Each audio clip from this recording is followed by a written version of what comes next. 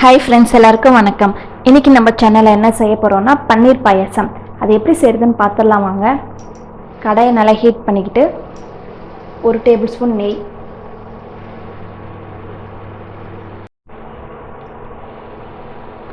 முந்திரி திராட்சை ஆட் பண்ணிக்கோங்க.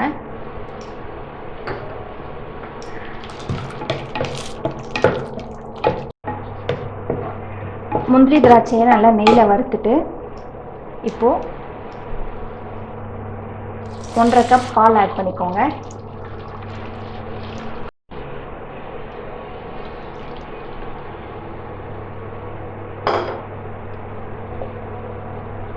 பால் நல்லா சுண்டி வரணும், அது வரைக்கும் கொதிக்க வைங்க. பால் நல்லா கொதிக்க ஆரம்பிச்சிருச்சு. இந்த ஸ்டேஜில் ஒரு 5 டேபிள் ஸ்பூன் சுகர் ஆட் பண்ணிக்கோங்க.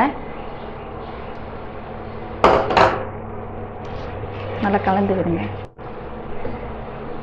பால் நல்லா சுண்டிடுச்சு. இந்த ஸ்டேஜில் ஸ்டவ் ஆஃப் பண்ணிடுங்க. இப்போ பன்னீர் ஆட் பண்ணிடலாம். நான் 100 கிராம் எடுத்திருக்கேன்.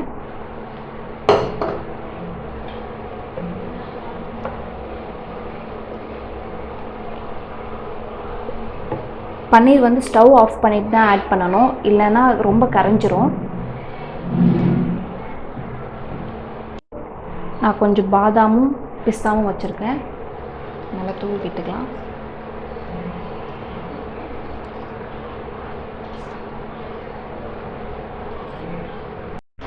ஃபைனலாக நம்ம பன்னீர் பாயாசம் ரெடி ஆகிடுச்சு. நீங்களும் உங்கள் வீட்டில் செஞ்சு பார்த்துட்டு எப்படி இருந்து சொல்லுங்கள்.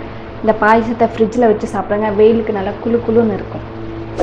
மறக்காமல் என் சேனலை ஷேர் அண்ட் சப்ஸ்கிரைப் பண்ணி வச்சுக்கோங்க.